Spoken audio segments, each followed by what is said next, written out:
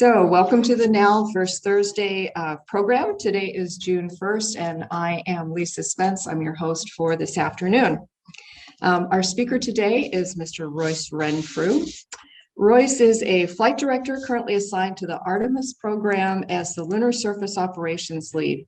In this role, he leads the operations teams working in the EVA and Human Mobility Program, which includes the Lunar Surface suits, the Lunar Transfer Vehicle, and a pressurized rover being manufactured by JAXA. He is also the Moon to Mars Mission Design and Utilization Surface Operations Lead. Say that 10 times real fast. Royce started his career at JSC in 1997 as an ISS robotics instructor and was certified as a flight controller in both Robo and as an ODIN, which is the Command and Data Handling Group. He was selected as a flight director in 2008, choosing tungsten as the symbol for his flight control team. He has served as the lead flight director for numerous ISS increments and has also served as assistant to the chief for ISS and as acting deputy chief flight director.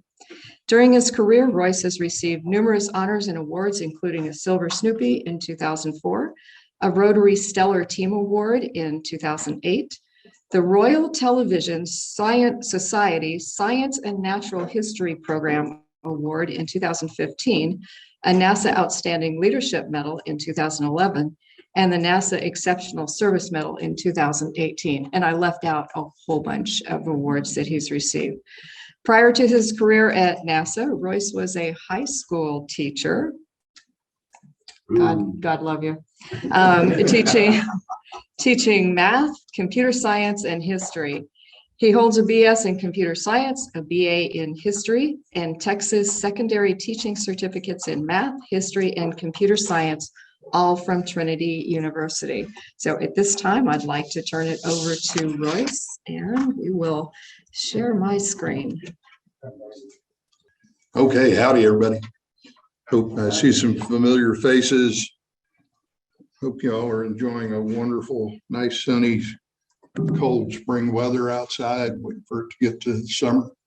All right, so primarily Lisa asked me to come talk to you all about Surface and throw in a little bit of information about all of Artemis if you haven't got it. I think Lisa will share this presentation or has already shared it. All of the links in here should be live, so you should be able to find all the information that I have in here.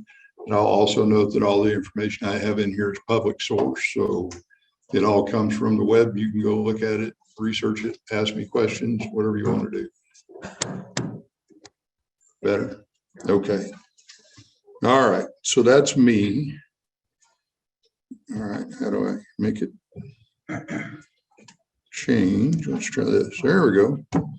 So we came out recently, NASA came out recently with the strategy and objectives for the Artemis mission. It's the link on the bottom there. A couple of the items that I just pulled off there, the vision, create a blueprint for sustained presence exploration throughout the solar system, and the strategy and top level goals and objectives were to work on the moon effectively, to focus on returning to the moon first, and then moving on to Mars while we use the moon as a effectively an analog to Mars, and we're looking at future exploration and all the stuff we're trying to do on the moon to allow the strategy to allow us to actually inhabit the moon and prospect each new domain to prepare us for whatever comes next. And the link down there at the bottom goes to, I wonder if I can pull these up in real time. You reckon? That might be fun. The link down at the bottom, if any of you went to the science symposium recently, if any of you went to the science symposium recently, you saw the architecture that was laid out there. That's the link that goes to it. So just really big picture, Earth, Moon, and Mars. I always loved it when the trad guys would put on here, not to scale. Anyway, Earth, Moon, and Mars. We're trying to use the ISS to do some of our testing. We've done a bunch of stuff, we've done some stuff with comm delays and whatnot on ISS to try to figure out how that looks. We're going to use the moon as an analog with several items that I'm going to talk about here, and then go on to Mars. Cislunar space, return to the moon to stay there. This time, actually, though, we're going to go to the South Pole, and I'll explain some of that as we go forward here. The scope that we currently have, the green check marks represent the scope that we currently have or currently working towards. So the green check mark to have the human presence on the moon is the first thing we want to do. And then the next thing we want to try to work on there is to practice for Mars and exploration with an idea of demonstrating for future ops going forward. When you're looking at the possibility of going to Mars, either before or after men are on the moon again, are you looking at the first mission being an orbital mission, a landing mission, or you haven't looked at that yet? Question was if when we do go back to Mars, did that fix it, sir? I believe so. Okay. Question was when we do go back to Mars, we're going to land or just orbit, and I think The first time, the answer there is what we're focused on is landing. When we go back to the moon again, the first time we're just going to do a lap around the moon, come back in Orion. But when we go to Mars, if we put all the effort into going to Mars, I think we will probably try to land, but that's a decade from now, and it'll obviously change before we get there. Okay, sorry. thank you. All of the pitch that you guys missed, you can pick up when you get the charts. Exploration ground system down at KSC. I just love this picture of SLS rolling out of the VAB there. This is not the biggest one. When we get to the later rockets, they'll actually be bigger, but I like the fact that you had to open the doors all the way to the top just to get out the door. And a neat picture for those of you who have spent time in the launch control room there, Phil, looking out the window, seeing that guy roll across. That would be outstanding. Again, I'm zipping through all this SLS and EGS stuff because I want to talk to you all about the ground, but you can spend time digging into all of this information at a later time if you want to. The really difficult thing to read there, I think, says 9.5 million pounds for this guy, and then 9 million pounds for the other guy. One of them's a crew vehicle, one of them is a cargo vehicle. On the two rightmost items there, and just a really cool picture of the SLS setting out the pad before it launched on Artemis 1. Some more really cool pictures. Any of you that have spent any time with the barge, it is now reemployed. The SLS vehicle has a five segment SRB though, rather than a 4-segment SRB. So that's a lot more thrust. Just some pretty pictures for the folks who are unfamiliar with how big this guy is. I love the picture on the right. The SLS Orion Block B, if I can read it here, 364 feet tall compared to the Saturn V that was 363 feet tall. I don't know, maybe we'll put lifts underneath it just so I get that extra foot. Very big rocket. I did not make it down to watch the launch of Artemis 1. That's on my bucket list, so I have to go watch this guy come off the pad. I think it'd be just as much fun just to see it roll out, right? That would be entertaining. The top of the vehicle, Orion. Again, a bunch of data on here that I'm not going to read to you. All of you folks that are interested in all the data can spend time in here. It's hard to see there, but I did give you a link you can go play with. Down here at the bottom, there's a link you could click on to go read some information about Orion. Looks very much like Apollo, and all of you guys I know are cognizant of why it looks that way. The gumdrop shape being, I'll talk to the kids in the back here, the gumdrop shape being the perfect shape for re-entry, so it always rights itself. We did good on Artemis 1. The heat shields worked just fine. The chutes worked just fine. Recovery vehicle worked just fine. And we're pressing on to doing this with crew on it. So that'll be more entertaining. And here was the Artemis 1 mission. Got, again, a bunch of details there that you guys can go look at. How much time have I spent talking about things I'm not supposed to talk about? All right. Gateway is going to be an orbiting facility around the surface of the moon that the crew will dock to, and then go from Gateway down to the surface. And eventually someday in the future, go back to the question about going to Mars here. Someday out in the future, Gateway will be used either in proximity or attached to the Martian transfer vehicle, so that we can build it in space and then maybe detach it from Gateway and use that to go on to Mars. Gateway is supposed to launch on, or pieces of Gateway are supposed to launch on Artemis 4. All right, whole bunch of stuff. And like I said, you guys can go look at all the links I provided for you. Talking about surface ops. So SpaceX won the first contract, or the first bid or whatever, to build the human landing system, the HLS, and their contribution, the one that won the contract, was this behemoth called Starship, that you may have seen if you follow anything on social media, or you may have seen a version of this blow up when we recently launched it, try to do an orbital test. But just to give you some idea how big this guy actually is, I'm gonna step away from the mic and maybe I can just do it right here. Can y'all see my mouse? Yeah, there we go. Right here are 2 crew members in suits. So that's a very big rocket, right? So it is the staggeringly tall with the crew compartment at the top. There's actually an elevator that the crew will use to get from the crew compartment down to the ground. All of the fuel in there is in the white section at the bottom. That will be loaded into the vehicle in Earth orbit, right? Again, I'm not telling you all anything you can't find on the web.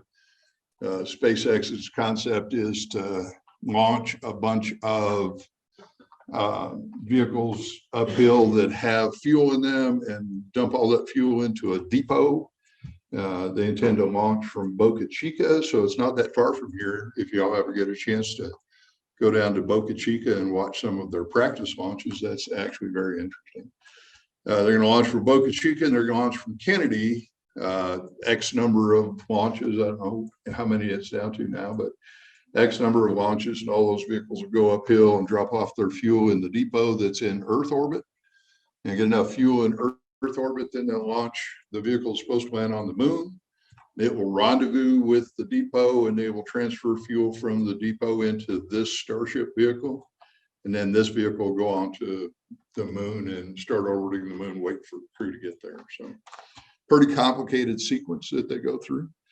The other company just recently named that will have an opportunity to go to the moon and bring our crew down is Blue Origin, and the vehicle is actually named Blue Moon. I understand the sale of Blue Moons at various restaurants around here increased rapidly when they made that name announcement.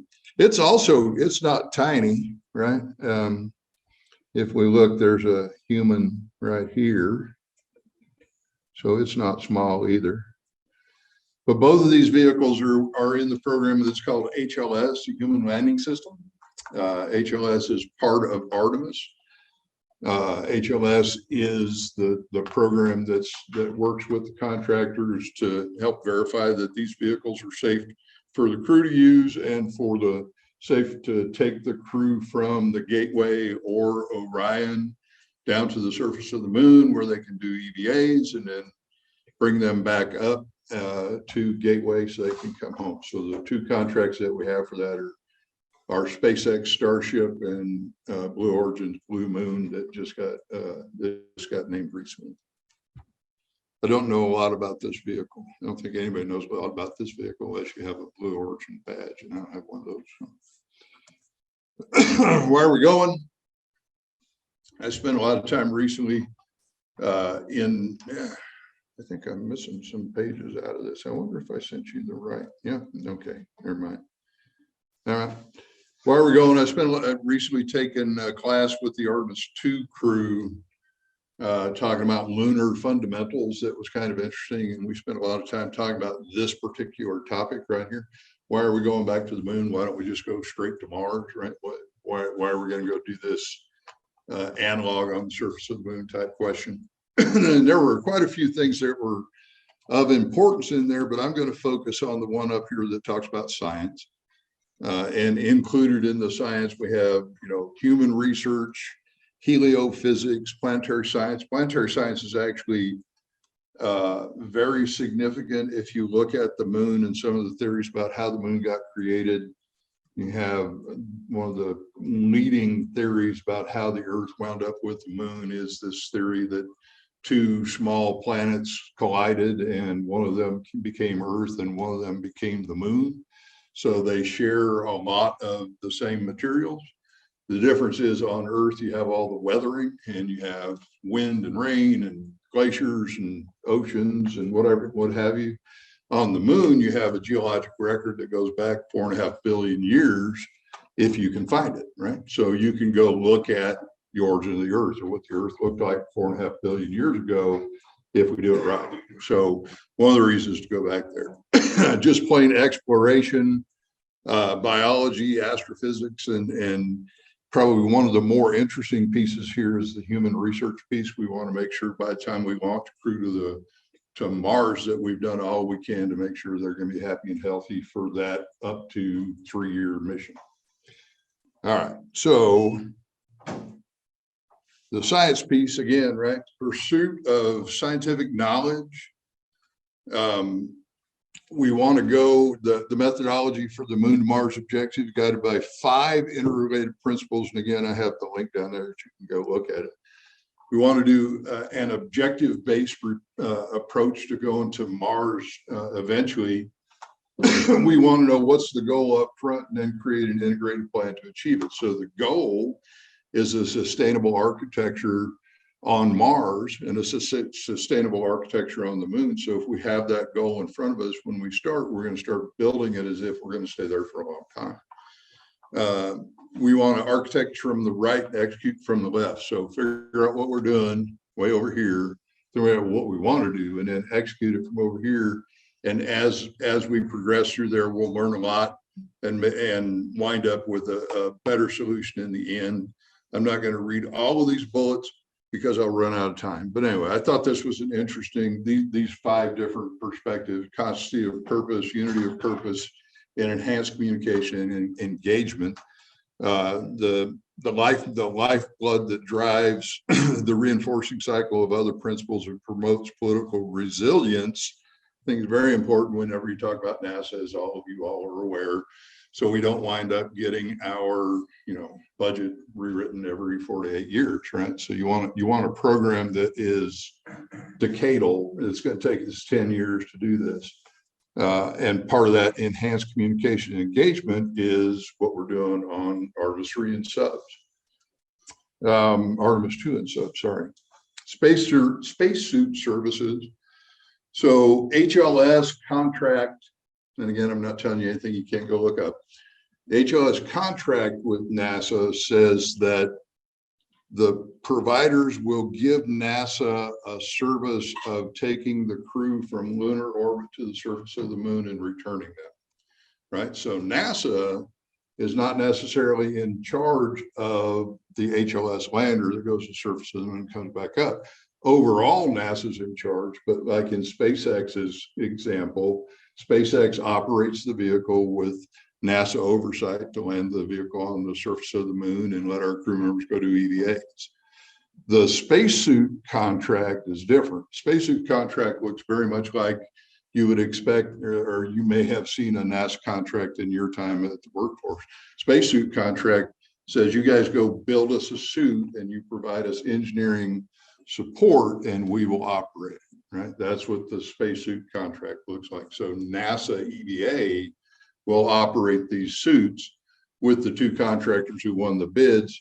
Two contractors that won the bids are Axiom and Collins. And if you go out to Ellington, Sonny Carter area out there, you can see the Houston spaceport that's getting built. And there are two buildings out there. One of them belongs to Collins, one of them belongs to Axiom. So they're close at hand and hopefully employed a bunch of folks. So that contract, excuse me, that contract's different than what HOS does. And just to give you an example of kind of what the suits are going to look like. I don't think they'll be blue and orange, though. That's kind of funky, but this is kind of what the suits are going to look like. The suits are designed, and you can go watch this whole video if you want. The suits are designed to address some of the problems that we've always had with EMUs, in particular shoulder injuries, right? We used to get shoulder injuries with the crew all the time out at the NBL or actually in space. So these guys are designed a little bit better to give you better movement of your shoulder. They're also designed to be upgradable, to have things in them eventually, like a heads-up display that tells the crew status of the suit, or maybe a heads-up display that tells the crew where they are in the traverse and where the vehicle is and whatnot. So heads-up display is going to be an interesting addition when we eventually get there. It looks good. They're making a lot of progress. I've been out to both of those facilities, and I'm very interested in watching them work to develop these for us. Then you have to have a dune buggy if you're going to go drive around, right? So you have, or if you're going to go to the moon, you don't want to be restricted to just the area around the vehicle or as far as you can walk during an EVA. So there is another contract out there for the lunar terrain vehicle. This one has not been awarded yet. Actually, they just released the request for proposals. Those will come in. People will, NASA will look at it and figure out maybe one or two contractors to go build these LTVs. One LTV is all that's on the books currently. It's literally just the same thing that the Apollo guys used to drive around, if you remember all those videos. But this LTV is supposed to be designed to survive for 8, 9, 10 years, and we intend to use it on multiple missions. So we won't bring a new LTV every time we come up like the Apollo teams did. In fact, we'll eventually get to a configuration where we have the Artemis base camp, which is where somewhere near the South Pole. The Artemis base camp will be there, and we can put 2 crew in there, and we can put 2 crew in the LTV, and they can travel all around the base camp looking at areas of interest that the scientists want to go look at.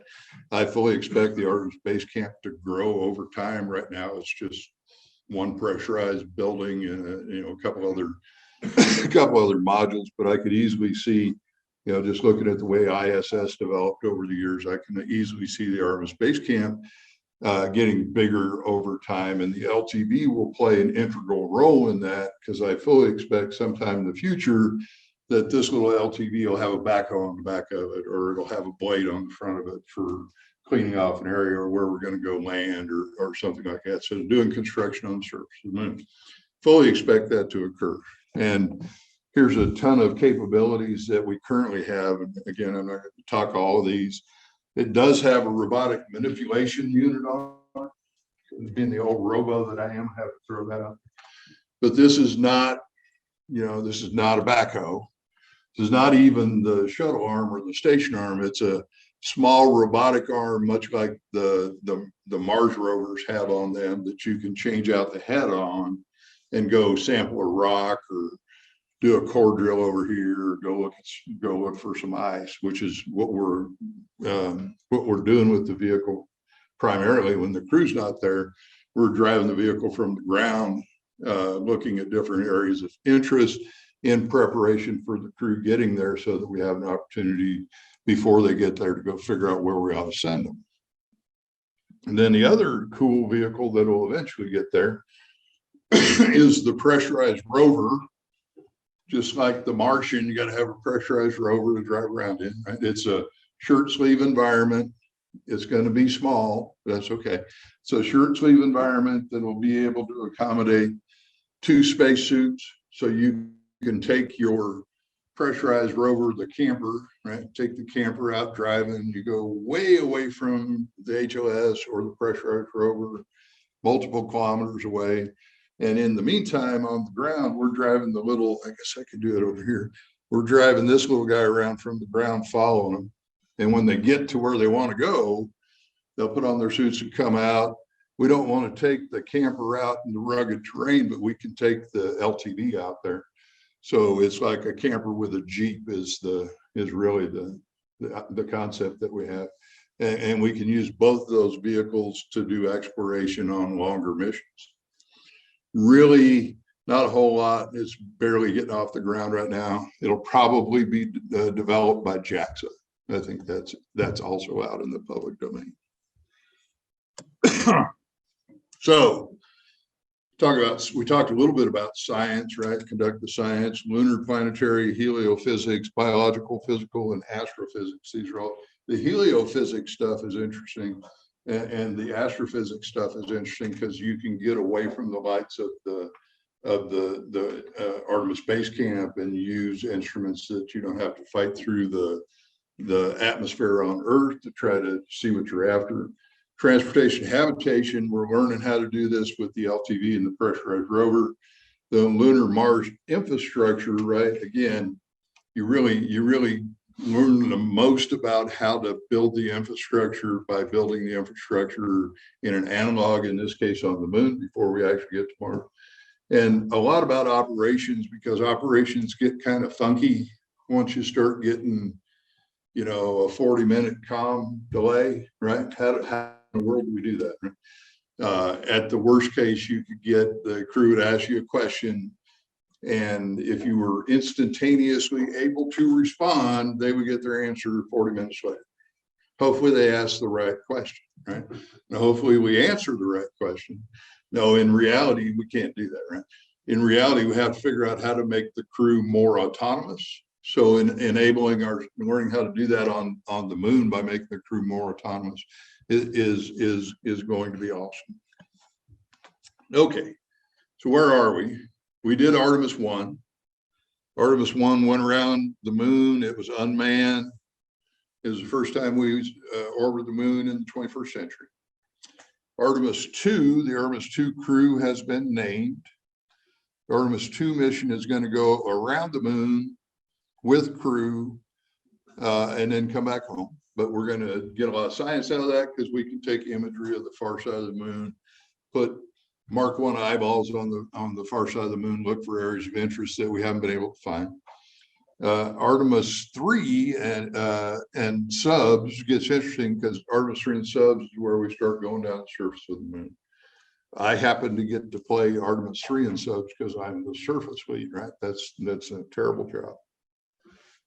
And then the lunar architecture going forward, we want to build a sustainable architecture on the moon, and we want to use the gateway to establish the entryway to get into the surface of the moon and back. And as I said earlier, use the gateway as the place where we're going to go build the transfer vehicle so we can get to Mars. Which brings me to some really cool stuff here I wanted to share with you. Can you all see the rocking chair and the rabbit?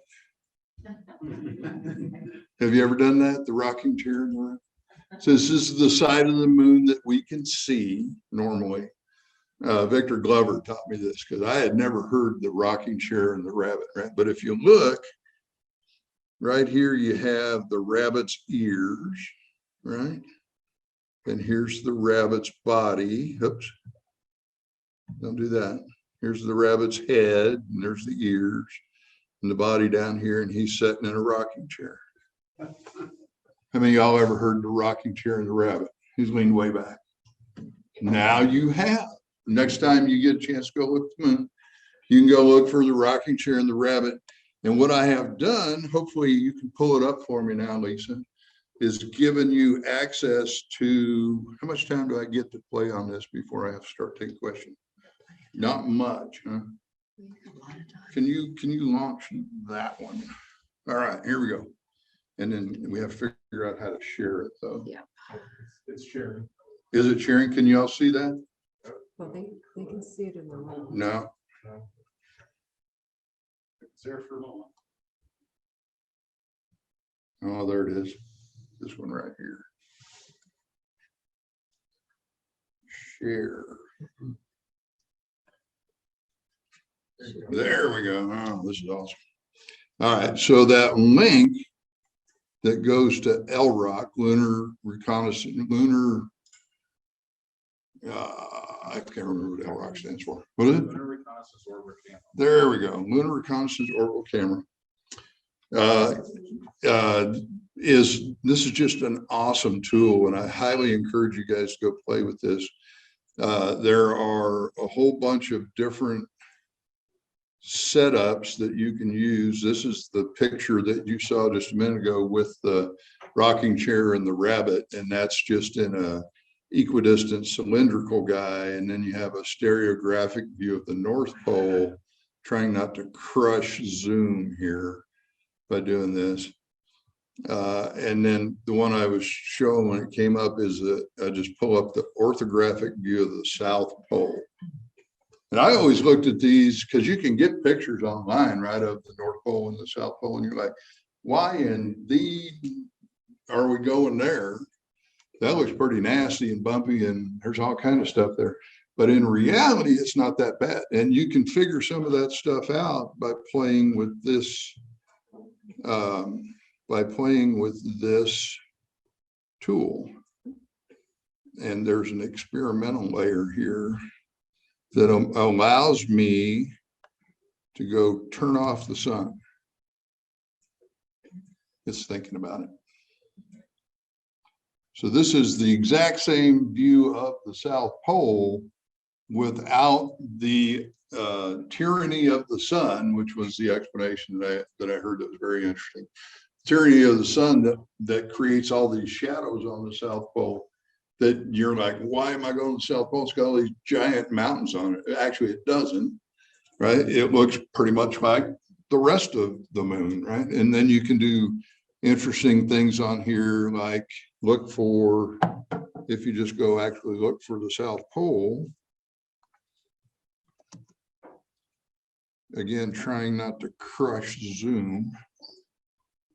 It's thinking about it. I messed up. Here we go. I got it selected. If you go, there you go. So this little crater over here called Daguerreau's, and this little crater over here called Shackleton. And this is actually the South Pole of the moon. At this point should be a little bit further over here. And the piece between Daguerreau's and Shackleton is what's called the connecting ridge. And the connecting ridge is one of the places that we're thinking about setting up the Artemis Base Camp. Speaking of Artemis, right, you can go in here and pull up the proposed Artemis landing sites.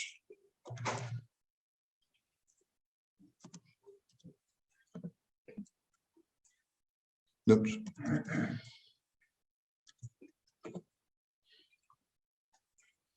Come on.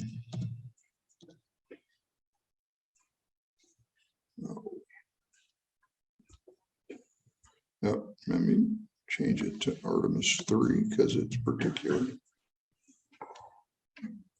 What's the scale? I'm sorry? What's the scale? This is 20 kilometers right here. Sacramento is about 20 kilometers.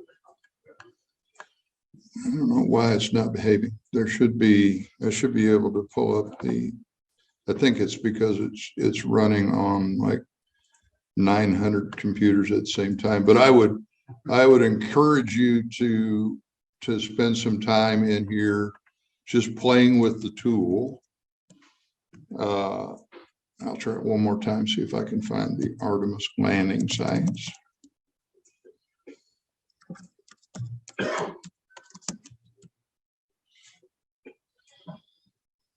What's the reason for going to the South Pole? Less temperature swing? Yeah, the real reason that we're going to go to the South Pole, I'm not sure why it doesn't want to play here. The real reason that we're going to the South Pole is because there are craters here on the South Pole, like Shackleton. Let me see if I- You're gonna fix it for them? I don't think so. Let me see if I can try. Like Shackleton there, that's really close to the South Pole, that we think has not had sunshine shining on the bottom of the South Pole or the bottom of that crater in conceivably hundreds of millions, if not billions of years. Because if you think about it, right, the moon is tidally locked to the Earth, right? So we are always looking at the same face of the moon. And it is oriented such that it does not tilt at all, right? So the sun is always effectively almost exactly perpendicular to the South Pole and the North Pole for that matter, but it's almost always perpendicular to the South Pole. And if you remember when I said a little while ago that the moon is effectively an analogy of the Earth because they're almost the same age, when the Earth formed, there wasn't any water, right? And the theory is that the Earth got water by being bombarded by comets, icy comets that brought with them. So the same thing would have happened on the moon, right? On the surface of the moon, like where we landed for Apollo, those icy comets would have evaporated. But if they landed in any of the areas in the South Pole and the North Pole where there's not any sun, we have a chance of being able to find ice in those craters that's been there for hundreds of millions of years that arrived at the same time the water arrived on Earth. That's why we're going.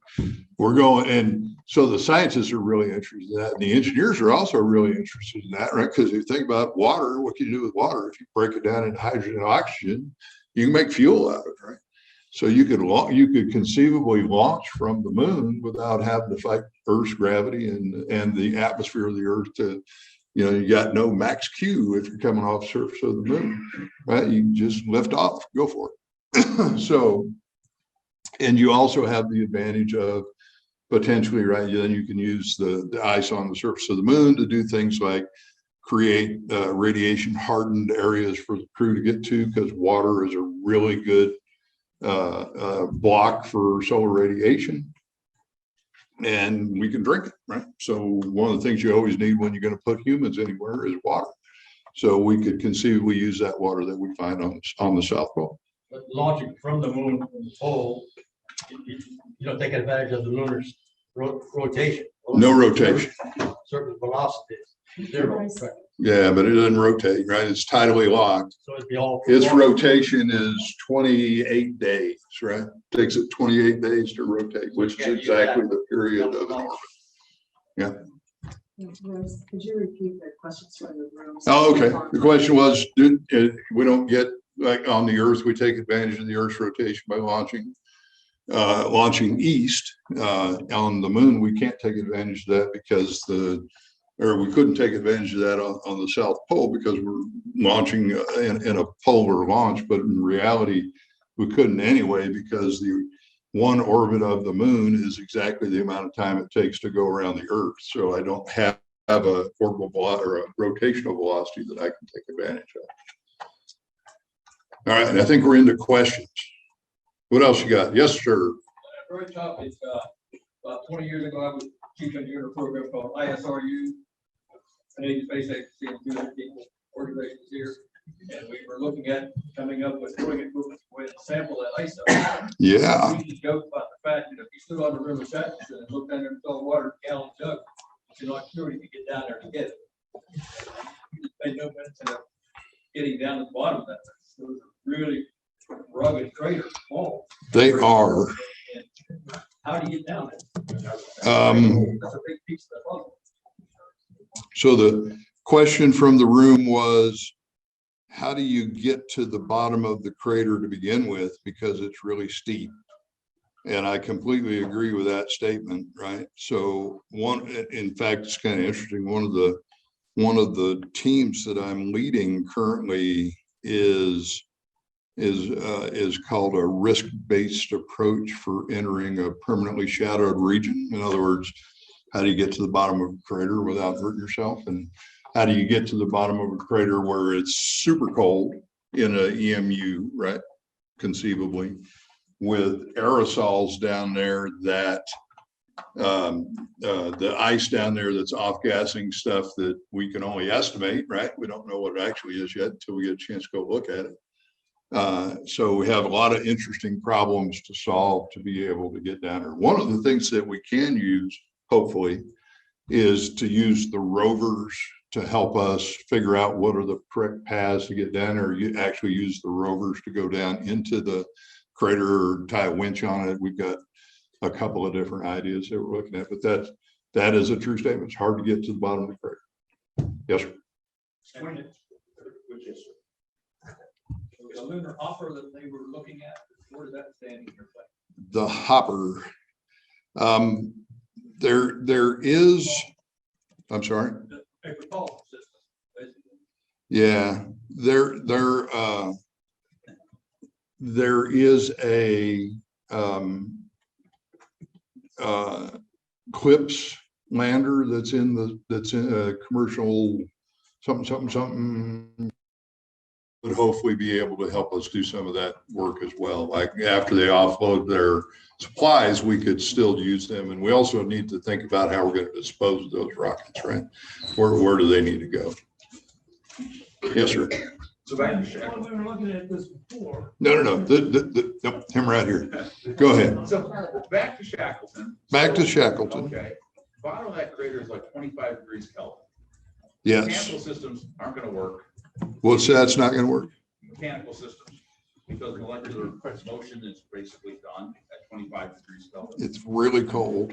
Yeah, I mean, liquid helium temperatures. Almost. Yeah. I mean, so the mining of ice at the bottom of that crater is going to be a physics challenge. So do we have any good ideas for that yet? Yeah, that's why Rush gets paid the big bucks, right? How do we get down there? That's one of the teams I'm leading, is to try to figure out is try to figure out how to get down there and take some samples or do whatever we're going to do down there if we can, right? There are craters on the surface of the moon, like you don't necessarily have to go down to Shackleton. There are craters like this one down here that I'm circling, that part of the crater is actually a permanently shattered region. Part of the crater gets sunlight on it, right? And you can see that the rim has been broken down by bombardments of different asteroids that have hit there. So that allows me an opportunity to actually get down into the area where the ice is, but not have to be as cold. The ice is still going to be at 25 degrees Kelvin. Yeah, but I can study it from a distance, and then I can eventually get to figure out how to go get some of it. Yeah, that's the problem. Yes, sir. When we were out at this before, obviously you don't have any sun there because that's what affects the area. Mhm. So solar energy wasn't really an option. So you using RTGs or we also looked at solar energy and microwaving it in. So we have looked, how do you keep the rover hot, right? And we've looked at RTG. We've looked at, I don't know that there's a project that looks at reflecting the solar energy back in there, but once we get the Artemis base camp up and operating, that will be a hub for doing all kind of not only scientific research, but a bunch of engineering research as well. How do you work in situ, the ISRU stuff that we talked about just a second ago, how in situ resource utilization, what can we build there, right? What are we doing? Yes, sir. So what are the plans for incorporating actual usage of these ISRU materials? How soon? Yeah, we're way out ahead, right? I'm just trying to land first, right? Because designing the system. Yeah. needs to be. Well, I actually I'm at another meedo that I attend weekly. It's called Moon to Mars Working Group, where we talk about a lot of stuff like that. We're talking about Martian timelines right now, and how do we go use the in situ resource utilization, right? What can we do with regolith? Regolith's very interesting, lots of very interesting properties about regolith, that it's very sharp, and could you use that somehow or another to create something that looks like concrete? We expect that the water that we will eventually reach is not, you know, a frozen lake. It's water that's impermeable. It's got a whole bunch of regolith in it. It's integrated with the regolith. It's not just a standing lake at the bottom of one of those craters, right? So effectively, if you use that right, you could use that as a building material as long as you kept it cold, right? We have some Yes. online questions too. Oh, go online. Go ahead. So one online is, do we know the depth of Shackleton? Well, I was just playing with it here for a second, Brad. If you use this tool, this is a great tool. I promise you that it's a great tool. If you use this tool and you actually click on the name of something like the Garlash over here, or if you click on Shackleton, it pops up on the right-hand side and gives you some information. Like it is 20.9 kilometers around. It's named after Sir Henry Shackleton. That's kind of interesting. Gives you the lat long. I'm looking to see if it has a depth. I don't know, maybe not. I've seen it, I can't remember what it is. Yeah. So we have another question online, Mary Dyson. What is the maximum time that there's darkness at peaks near the South Pole? I.e., how long would you need to live off batteries if you're limited to sulfur? Oh, that's a great question. Right. That's a very interesting question. Yeah, I didn't include the link in here. There's some really cool links out there if you go look on YouTube and whatnot for like looking at the Earth from the South Pole. The interesting thing about it is that a lunar day, right, is 20, almost 28 days, because that's how long it takes you to go around the Earth. That's one lunar day. But because it has just a tiny little tilt, you actually have summer and winter on the surface of the moon, right? So if you look in one direction from the surface of the moon, you sit there for about 3 months, what you would see is every now and again, the sun comes zipping by you, right? Because the sun is always doing a circle around just above the horizon.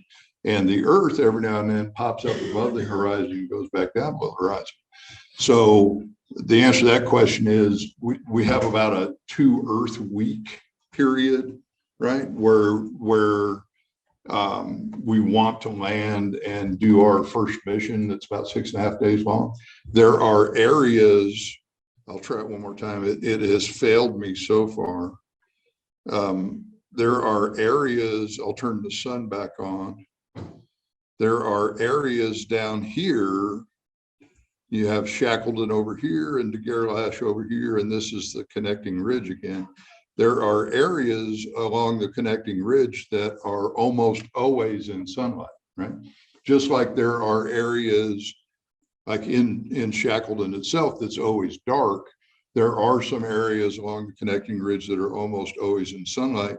And what we're going to do with the little rovers that are solar powered, right, or supposedly solar powered now, is we're going to spend a lot of time running away from the shadows because we can't spend that much time in the shadows. So we need to go from piece of sunlight to another piece of sunlight to check out, you know, this other rock over here. So the traverse planning has to add in the fact that it takes us a long time to drive from one place to another, and we always need to drive in the sunlight, because if we spend too much time in the darkness, we won't have enough battery power to survive unless we do something like use RTGs on it or something. Yes. And an answer online is 4 kilometers deep. 4 kilometers, sweet, thank you. Yes, sir. What are you gonna do if you find no water? We're pretty sure there's water, right? We're pretty sure there's water there because we've done some things like, I forget the name of what's that? Yeah, so you can go look that up. We're pretty sure that there's water there, almost certainly there.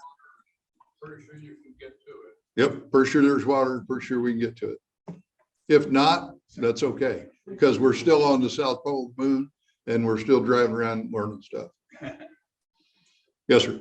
I have a question as to what's the target date of landing Artemis 300? Oh, you know, I was sitting in a meeting one time with Mr. Lenny, and somebody said, what's the target date of launching SCS-133? And Brian had the same response. He just laughed. He said, if we're launching from Florida, so I don't know, right? The target date, I think, is 2025. Whether we're going to hit that or not, I don't know. If you think about what we have to do to hit that date, right? There's a bunch of stuff has to happen. We have to first of all, we have to be successful with Artemis 2, right? That's all got to work. We got to build another rocket, right? But this time we're going to do a bunch of brand new stuff. Like we're going to go into an orbit that we haven't ever been in, near rectilinear halo orbit, a halo orbit around the moon, so that we can always see the Artemis vehicle, right? Never goes behind the moon. So we're going to put ourselves in orbit we've never been in. And then we're going to meet up with this spaceship that SpaceX is going to build that we need to rendezvous with, that's going to take us down the surface of the moon. And then we need to go walk around on the surface of the moon in a suit that we've never used before, right? We'll probably use it on ISS, just test out, but we've never walked on the south pole of the moon. There are a ton of stuff that we need to get right before we get there. So 2025 is the theory. I don't think 2025 is going to be reality, because there's too much stuff to do. Yes, sir. This is maybe too high or maybe a bit detailed. There's a lot of moving parts in the whole architecture from Earth, the outposts, and a lot of the stuff.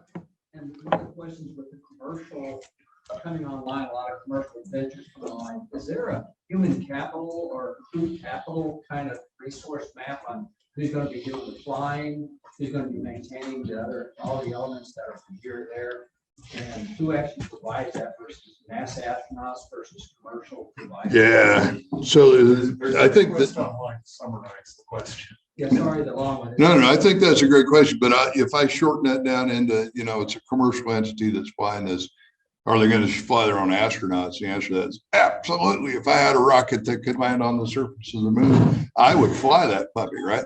All the time. I also, if I'm Elon Musk, happen to have a little rocket that can take my crew up to meet that rocket in Earth orbit and then go fly out to the moon and land.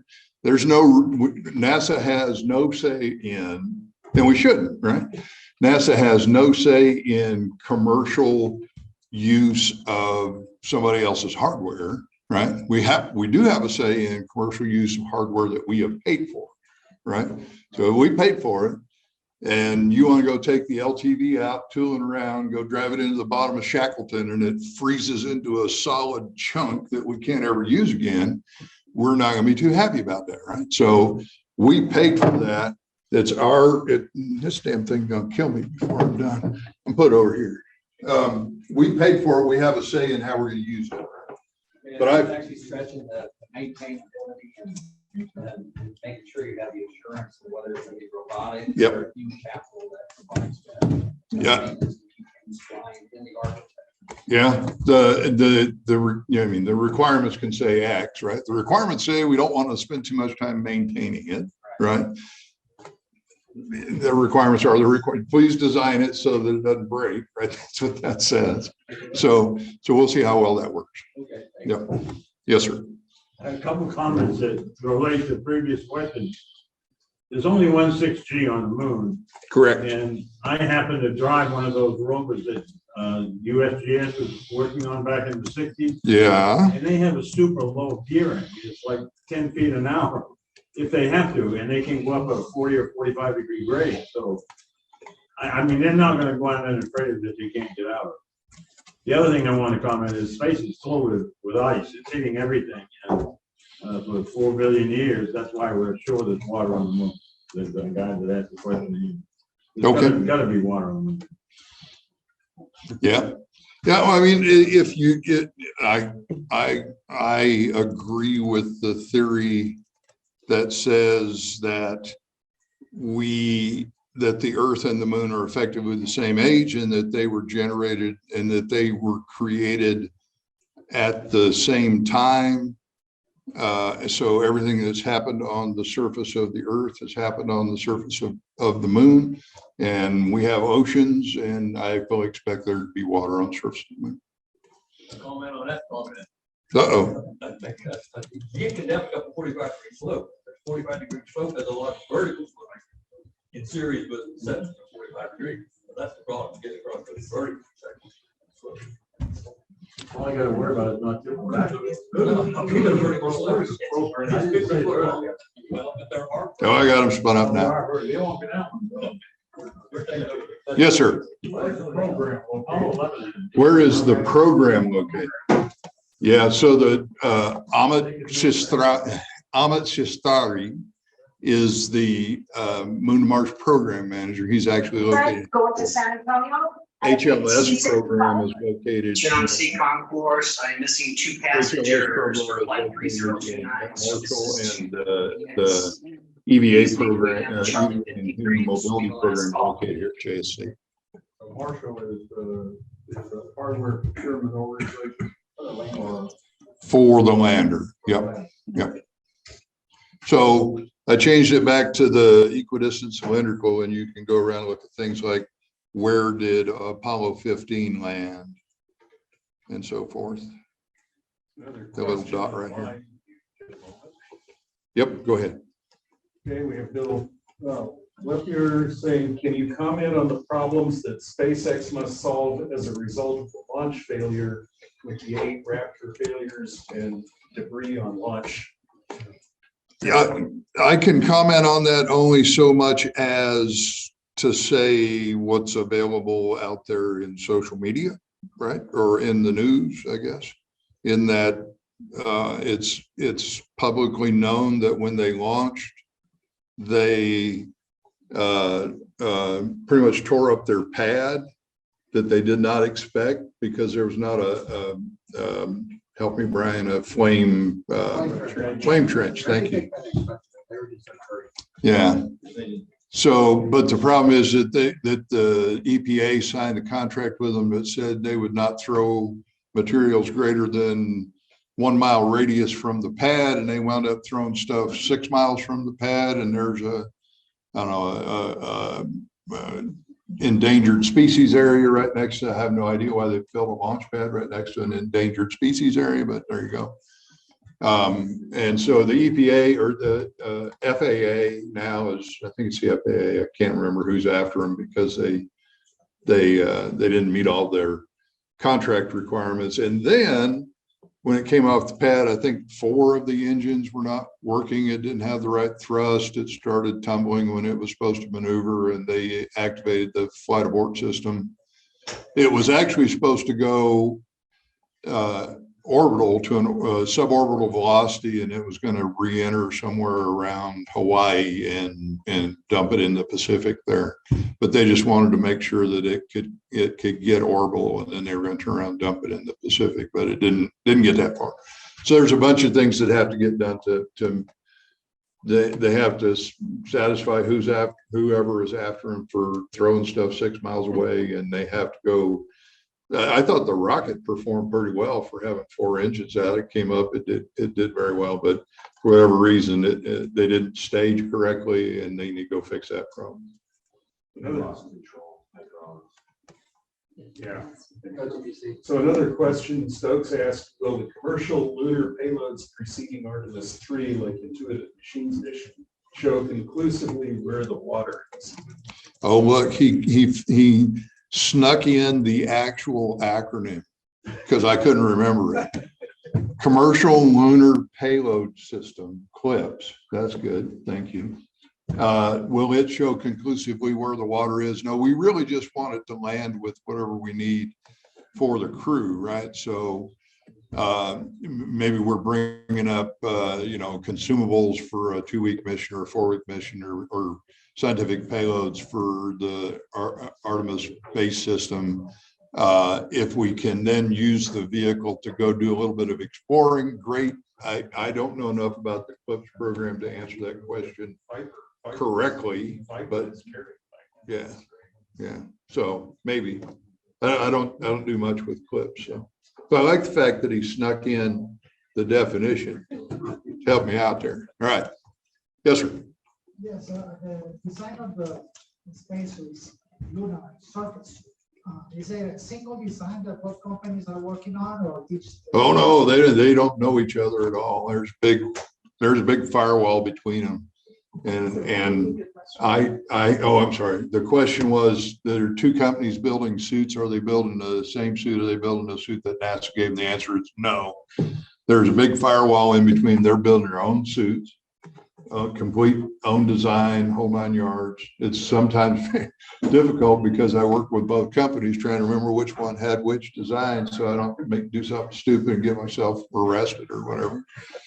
But no, they're working on completely separate designs. The Axiom team got the bid for building the suits for Artemis 3 and 4. So they will build the suits that we first land with.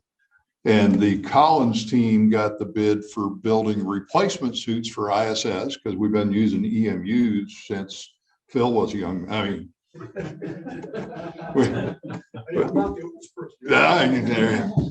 so anyway, we've been using EMUs for a long time, so we're going to replace those guys. And Collins got that contract, and they also got the contract for building the suits that we will use on Artemis 5. So turn that around, I fully expect Axiom to get a contract somewhere out there to build, backup suits or additional suits or something for station, so that they both have. We can use both Collins and Axiom suits on ISS and on the moon. Yes, sir. So what's the longest duration currently planned on the moon? 33 days. And what's the time to get up to there over the sequence of missions? The time to, how long till we get to a 33-day mission? So it'll probably be like Artemis 7 or 8 or something like that. The 33-day missions are actually kind of interesting in that we bring the crew up on Orion, they dock to Gateway, and all 4 crew go to the surface of the moon.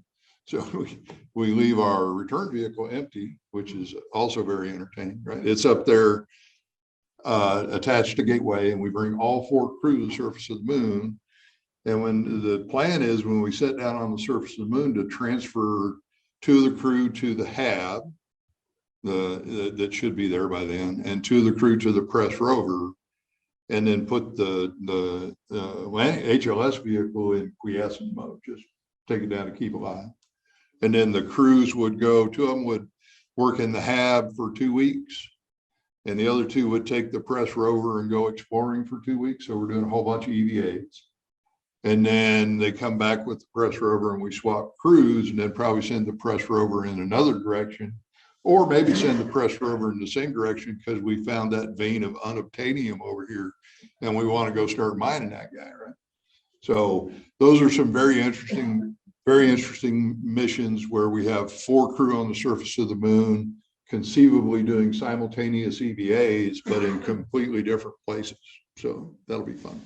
Do we have any plan to have any commercial or other support to go longer than the 33 days? Oh, the 33-day piece of the equation, right, is a lot of that's based on what I was talking about with lunar summer and lunar winter, right? We want to go in the summer when we can have enough sun to do this. I fully expect by the time some of these young folks back here get as old as I am, that there'll be a colony on the surface of the moon that's there 24/7, 365, and they do a bunch of research. So we'll eventually get there. Yes, sir. What do you do about solar radiation? Great question. What do you do about solar radiation? Sorry, we've spent a lot of time studying that, a lot of time trying to figure out how to build the vehicles that we're flying in and that will eventually have like habitats where we have crew on the surface of the moon for long duration. We want to make sure that they don't take a high dose radiation. Water, again, go back to water, got to follow the water. Water is a very good insulator against solar radiation. If you can build even just a thin layer of water around the HAB itself, you can actually reduce a lot of the radiation that goes through there. The other question, right, the other entertaining piece of that equation is because there's nothing like a molten core on the moon, right? It doesn't have a magnetosphere around it, so it's been absorbing solar radiation for a long time. So we'll be able to study the effects of that solar radiation has been absorbed on the moon for 4.5 billion years should be interesting. I don't have any contingency plans to But flare. let me get him. Go ahead. Does water have to stay in the liquid state to be a radiation barrier? That's a great question. I would say I know water. I don't know. Water and ice don't have to stay in the microwave. Yeah. No, you can use ice. Can use ice. In fact, just some of the rotor designs both use the ice. The water as both the radiation shield and as a sensor. So you need to manage your heat. If you're getting too hot, you put it in the water. If you're getting too, you use the water essentially as your heat sink for that off water. So the other question, what do we do about solar flares, coronal mass ejections? Coronal mass ejection, we have time, to get the crew into the rover, into the hab. Coronal mass ejections take, I forget, but it's more than a day to get here, right? So if you're out doing an EVA and you have a coronal mass ejection, or solar flare, you have enough time to get the crew back into relative safety, right? One of the things you have to pay attention to, though, is that CMEs have a detrimental effect a lot of times on electronics. Electronics doesn't like to be exposed to coronal mass ejections either. So sometimes you need to put your electronics down into some keep alive state when the worst of it is occurring and bring it back up. But I am not tremendously concerned about that, but I could be educated. Yes. Is Bigelow Aerospace involved in the whole architecture? Is Bigelow playing? Not that I know of. However, there's always a but, right? But, so Bigelow has the expandable habitat on ISS that's been up there for a number of years now. That was awesome to watch that get deployed, right? It gets popped out and expanded, and we've been doing studies with that for a long time. Keep the hatch closed, right? But it has all kinds of accelerometers and it's wired all over the place because we really wanted to get hit by something, right? To see what would happen then if we would puncture it, or if I can stand up to a hit with the same way I might be able to expect a metal module to. But to answer your question directly, I don't know, but I'm assuming because they have done a lot of work on ISS that somebody's out there talking to Bigelow about potentially building some modules for the moon. Is Bigelow even in business anymore? I don't know. All their employees a couple of years ago. No. Question is Bigelow still exist? I don't know. So the answer is No. Okay. they were sitting in the habitat building. They were part of the Next Step program. Yeah. They didn't get a follow on, and also Okay. So the short answer is that Bigelow is not a player anymore. Yeah, I mean, he was a hotel magnate. And I was ready for COVID taking hit, a Elon Musk rocket up to a Bigelow hotel and spending my time there when I retired. I was going to be the janitor, but I can't get there now. Yes, sir. So speaking of which, your former boss of ISS. Which one? Yeah. Mr. Saffredini. Is now head of Axiom. Mr. Saffredini, And yes. the last two heads of human spaceflight are now senior execs at SpaceX. Yeah. How does that relationship work for you that your former bosses are now your vendors? Yeah, so the question is that my former boss is now working as the senior VP or whatever he is for Axiom, and then Gerst is working for SpaceX. And who's the other one you're referring to? Kathy Lurie. Oh yeah, Kathy got a job over at SpaceX as well. I don't interact with them, right? There's no real interaction that I have. Maybe when I retire, I'll call stuff up and ask them for a job. But there's no interaction there that I'm aware of. another online. Okay, sure. So also online, Marianne Dyson asks if there's any timeline for when the Glenn-derived quote and unquote pocket nukes will be tested on the moon for providing power. Pocket nukes on the I guess moon. small, the tiny, Yeah. the tiny little. We keep talking about that, right? I've been in a number of meetings that talk about the problem with the straight up problem with, it's like, why did we take out the two trusses, right? We wound up with all these problems because we took out the two trusses. If we'd just put the damn sarges a little bit farther out, we would have had fewer problems. Why are we building on the South Pole where it's cold and there's no sun half the year? One of the solutions to that is, well, you know, we could go fly some little pocket nukes up there and provide energy for everything and not have to worry about whether or not we have sun. Those are completely part of the trade space, right? They're not out of the trade space by any stretch of the imagination. Another follow-on question, that would be solar, space-based solar power beaming from. Yes, that somebody asked me that a minute ago. How can we take advantage of the sun to transfer power down to the surface of the moon, have what's effectively a geosynchronous satellite over the South Pole that was providing energy?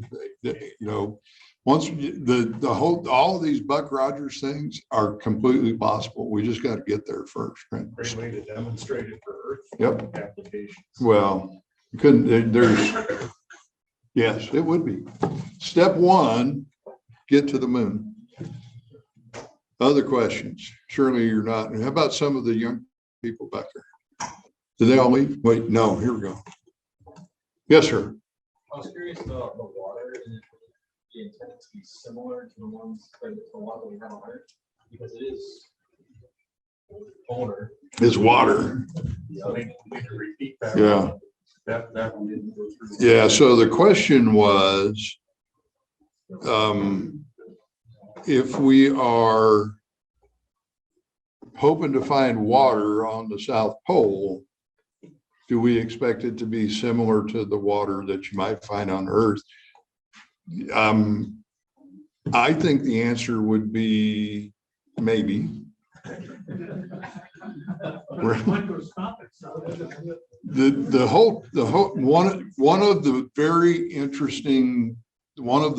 interesting theories that refuses to die out in astrophysics, space biologist type people, is this concept of transpermia. Are you familiar with that term, transpermia?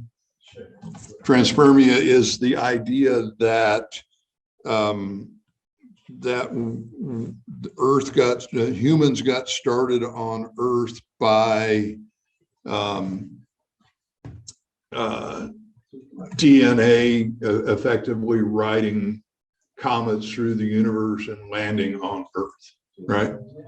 And one of the interesting things that you might be able to find by looking at ice that's been there for 4.5 billion years that hasn't interacted with the Earth, that hasn't been filtered through, you know, all of the underground rivers, that has been polluted by humans and doesn't have a little piece of the plastic in it, is the answer to that question, right? Does that make sense? Could you find fragments of DNA in the ice in the permanently shadowed regions on the moon? Is super interesting piece of science to go look for, right? But the other things that you get out of that, right? If transpermia is foolish and that doesn't turn out to be true, you still get an opportunity to look at ice that's 4.5 billion years old, conceivably, right? So you can look at, no kidding, what did water look like on the surface of the Earth when it cooled down enough, and then we were bombarded by a bunch of comets that brought in a bunch of ice, that brought in a bunch of water. What did that look like, right? And how did we go from that configuration to what we have today with all these living things running around, and plants and animals and humans and birds and whatnot? That's super interesting. That can't be the last question. Yes, sir. Are there any plans for like autonomous exploration? Autonomous exploration, absolutely. And that's half the fun, because like I said, I'm an old robotics officer. So I've done a lot of autonomous operation, like driving the arm from the ground on the station, right? So right now, the pace for Artemis is that they're really big rockets. It takes a long time to build them, and we don't have an Artemis factory that's pumping them out, you know, like Model T Ford come out three a day, right? Takes us about a year to build them. Costs about $1 billion a pop, right, today. So we really only intend to launch SLS about once a year, so we're going to land crew on the surface of the moon about once a year, and they'll go do their exploration, and then they'll come home. What do you do with all that? And the taxpayers want to know, what are you guys doing with all that money we spent the other 11 months a year? Well, we're going to take things like the lunar transfer vehicle and drive it around, look for places that we want to send the crew to, right? Do pathfinding missions with the LTV, do pathfinding missions with the Press rover. We can also do experimentation either in vacuum or in a pressurized environment in the HAB. One of the most interesting pieces of hardware on the space station that we have is the back porch or the front porch, whatever we're calling it now. It's that thing that sticks out on the end of the JAXA module that has that little airlock that goes through there. We do tons of experiments out there because it's out in the vacuum of space and it gets bombarded by whatever, right? And having the ability to have a moon's worth of space that we can do experiments on robotically from the ground is going to be super awesome, right? We will do a ton of work. We got to get there first. Yes, sir. There is this very energetic private investment in the space sector that's going on right now. Oh, yeah. I'm wondering, Mars crew, do they have a presumption of what the commercial expansion is? Is anybody doing any modeling of, is it going to be a lot easier because we're going to have all these commercial players trying to make money using the Artemis supply chain as the sort of anchor tenant, or is there any presumption of what sort of assets the commercial sector is going to bring to the Artemis architecture? Sure, that's a great question. So the question was, so you have a lot of commercialization in the space sector now, and what does that look like going forward for Artemis? Are there any plans to make utilization of that commercial effect? I would say no to that question today. However, if you look at the stated goals for NASA, and I'll state them at super high levels, and then people can throw darts at me, right? We would really like to stop going around the Earth 15.5 times a day, every day, right? We give that to the commercial sector. Here you go. You guys go do LEO, right? Because we've shown you how to do it. We've been doing it for a while now, at least 30 years on ISS. There is a push eventually to have commercial, it's called COM-LEO, commercial low Earth orbit space stations that are not ISS that Bigelow would have built, I guess. But you have all these different companies out there that have every intention of building their own little space station to do research or to do manufacturing on. You can get some super cool and interesting metals if you smelt them in space that are super strong, and it has to do with the way that the molecules align in a micro G environment, and that's as much as I know about that, right? But you could conceivably build a plant in space that makes space metals that are way cool, and people have every intention of going and doing that. We talked about Mr. Suffredini. We just returned the Axiom 2 crew, Peggy Whitson and a couple of folks who had never been in space before, launched on a Dragon. They worked did work for Axiom, and then they're going to come back. I think Axiom has every intention of flying a module and attaching it to ISS. That's their own research module. So we get out of the business of going around so that we can go look at the moon and we can go look at Mars. If you follow that pattern, right, somebody needs to go do the heavy lifting to go figure out how do you actually live on the moon and make it work and not damage your astronauts. And I think a lot of the commercial entities are very happy just to sit back and watch us do that. And then once we figure out the problems, then you get, Jeff Bezos get his couch money out and hitch a ride and go, get in an Axiom spacesuit and walk around on the surface of the moon and come back and get in his HLS and ride back and get attached to a Dragon vehicle to come home in, right? Billionaires have the money to go do that.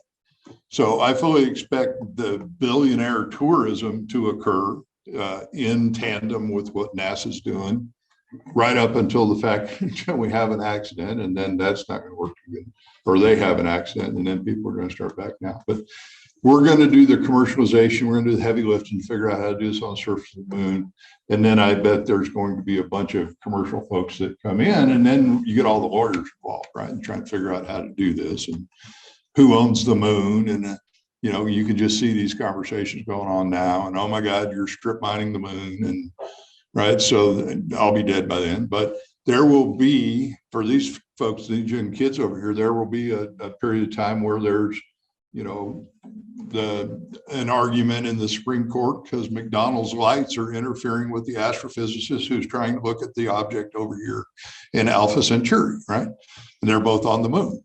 So that will occur, and we'll be moving on to Mars. I think the other piece of the equation that you really need to consider that wasn't thrown out there is we're not the only ones that have plans to go to the moon, right? Chinese are absolutely dedicated. They are absolutely driving to build a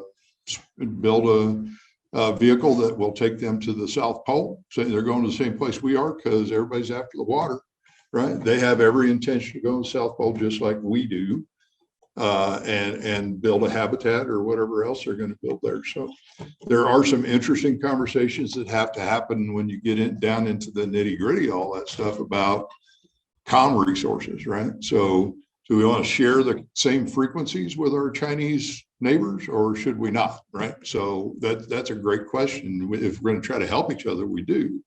If we're in a space race with them, we don't. But it's a very interesting question when you're talking about that problem on the surface of the moon. What are you going to do there? That's a very cool problem to have. I think I'm done. I think so, yeah. Sorry, I don't have a shepherd's hook, but thank you very much. That was really very, very interesting. I know we had a lot of great questions, and you probably still have more questions. Unfortunately, we don't have a keg of the month this month, but maybe Royce will stick around for a little while and continue to answer questions for those of you who are in the room. As Royce said, he is going to make his PowerPoint, well, it was actually a PDF file. That file will be available. We'll put it up on the NAL website. I finally figured out how to record the Zoom meeting, so that recording will also be up on the NAL website within a couple of days. So just wait patiently for that. A big thank you to Royce. Really appreciate your time. He actually has to go and work for a living now.